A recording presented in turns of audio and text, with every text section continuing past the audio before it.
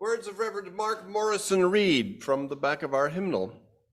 The central task of the religious community is to unveil the bonds that bind each to all. There is a connectedness, a relationship discovered amid the particulars of our own lives and the lives of others. Once felt, it inspires us to act for justice. It is the church that assures us that we are not struggling for justice on our own, but as members of a larger community. The religious community is essential, for alone our vision is too narrow to see all that must be seen, our strength too limited to do all that must be done. Together, our vision widens and our strength is renewed. End quote. So let us unveil those bonds that do connect us, and together let our vision widen, our strength be renewed. We live in a time of great polarization, and the political polarization is itself an outcome of the income and wealth inequality. On November 2nd, 1980, my daughter Morgan was born. She was born into a country that certainly had poverty, but did not see the sort of wealth disparities we have now. 2 days after she was born, there was the 1980 presidential election, and Ronald Reagan won it. Over the course of her life, and she turned 43 last November, there's been a massive transfer of wealth to the wealthy. In 1979, the poorer half earned 20% of the nation's pre-tax income. By 2014, just 13%. If the U.S. had the same income distribution that it had in 1979, each family in the bottom 80% of the income distribution would have $11,000 more per year in income, $11,000. From 1947 until 1979, we all grew. For the bottom 20%, income rose 116%.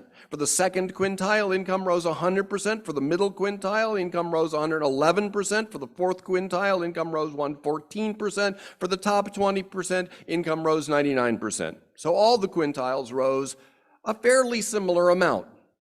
But the bottom 20%, by a small margin, grew most of all, and the top 20%, by a small margin, grew least of all. That was during the 32 years from 1947 to 1979. But from 79 until 2007, it was a completely different story. In those 28 years, bottom 20% rose 15%, second quintile 22%, third quintile 23%, fourth 33%, and the top 20% income rose 95%. In 1980, the richest 1% of people got 8% of all the income. 8 times the average income would seem to be plenty. Who could want more than that? Surely that's more than enough. But in 2011, the richest 1% brought home 20% of all income. During the 1950s and 60s, CEOs of major American companies took home 25 to 30 times the wages of their typical worker.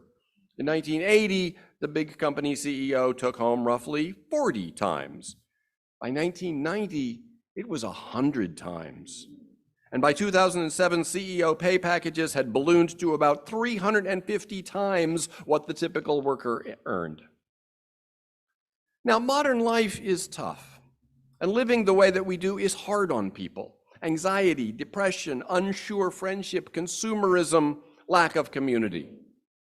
Not all of that would go away if suddenly, magically, tomorrow, all income and wealth distribution were at 1979 proportions again. Now, I need to say that I'm always suspicious of any scenario invoked with, if suddenly, magically, tomorrow, because there are no magic wands, and how we get somewhere is always going to be a huge part of what it means to be there. So what would it take? It would take some massive programs to create more jobs, bills to ensure that those jobs paid well, lots of aid and assistance like what we saw during the pandemic, only more, and to pay for it all a progressive income tax, the likes of which we did have in this country in the 1950s.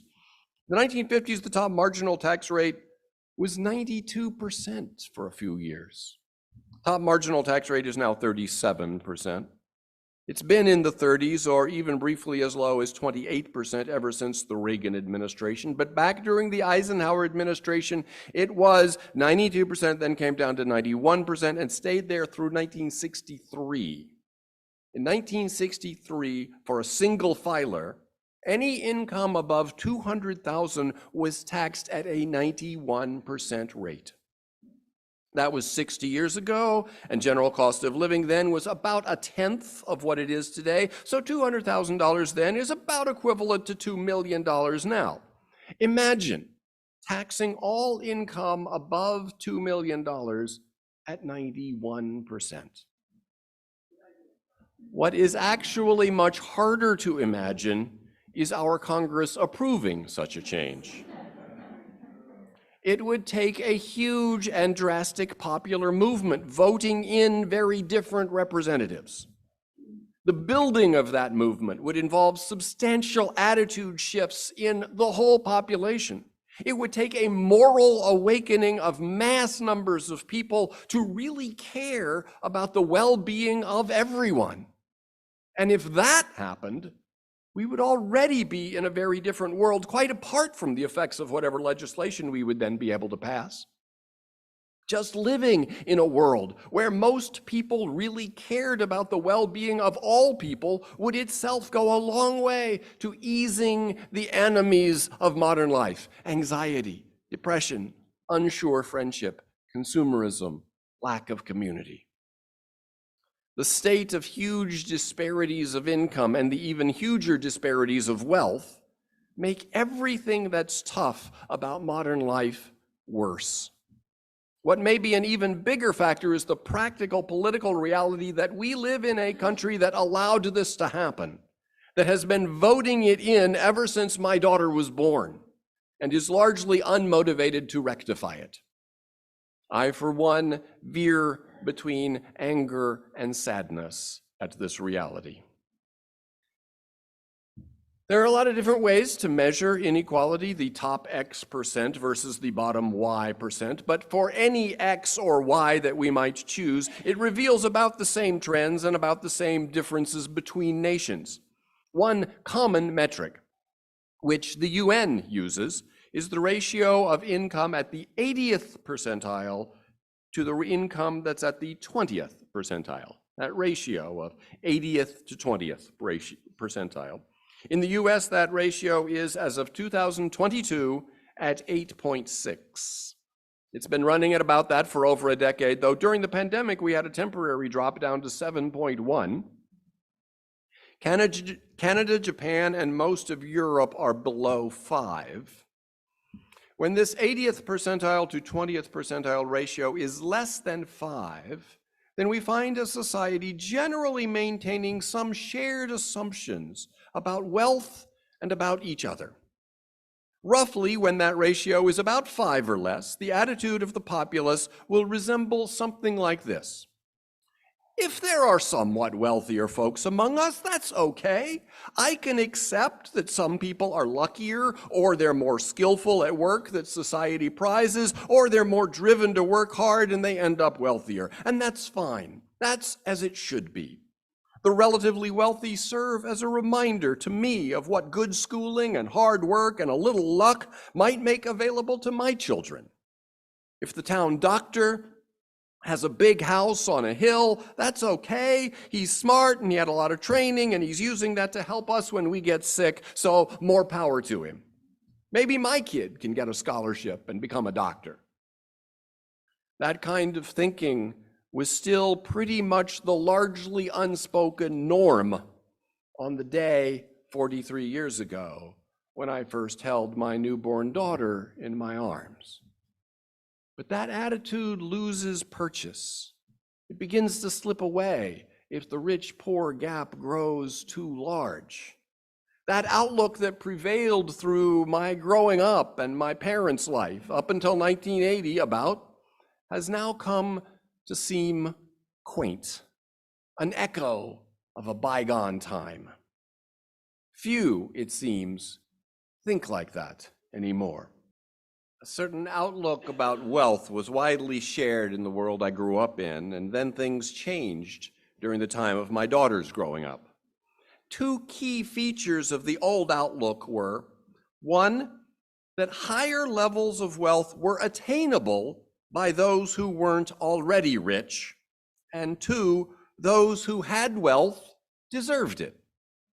Those two features are connected, for when upper-class wealth seems attainable, when the perception of most people is that anyone with the right combination of talent, drive, and luck can become upper class, then those who do make it to society's top wealth echelons are presumed to more or less deserve it.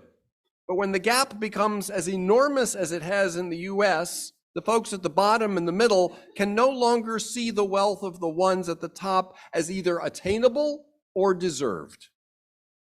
By the time my little girl was graduating from college in 2000, the world she was commencing into had become profoundly different from the one she was born into. The country had become a place where we could no longer feel we were all in this together. Now, I know that the idea that there once was, up until 1980, a halcyon time of general social solidarity overlooks the deep racism that has divided our country throughout its history. I know that given the horrors of Jim Crow segregation, gauzy, nostalgic impressions of togetherness are delusional. Even so, whites could see rich whites as attainable, and blacks could see wealthier blacks as attainable. But in this century, even that has fallen apart. There is an argument that we should be concerned with poverty, but not with inequality. It's our business as a society to make sure everybody has enough, this argument goes, but not our business how much more than enough the rich have. Here's the thing. What we want is to care and be cared for. What we want and need is to be in relations of care. And when that need is not met, it makes anxiety, depression, and social alienation more likely. Societally, when inequality becomes great, we lose the sense of community, lose the sense that we're all in this together. Researchers into social health typically measure it as an amalgam of 10 features. The lower the rates of homicide, obesity, teenage births, infant mortality, imprisonment rates, and mental illness, including drug and alcohol addiction, and the higher the rates of life expectancy, children's educational performance, social mobility, and level of trust, then the higher a nation's societal health. Those 10 factors.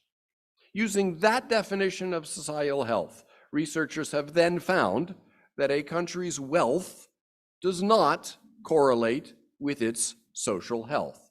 A country may be rich, medium, poor, or extremely poor, less than $10,000 per person per year, $10,000.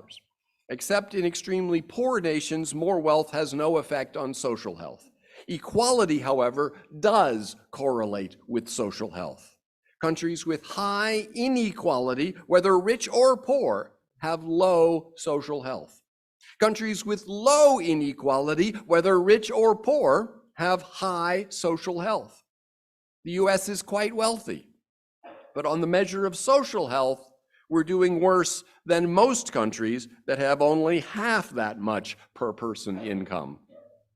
After meeting a certain minimum, more wealth does not do us any good. But equality does.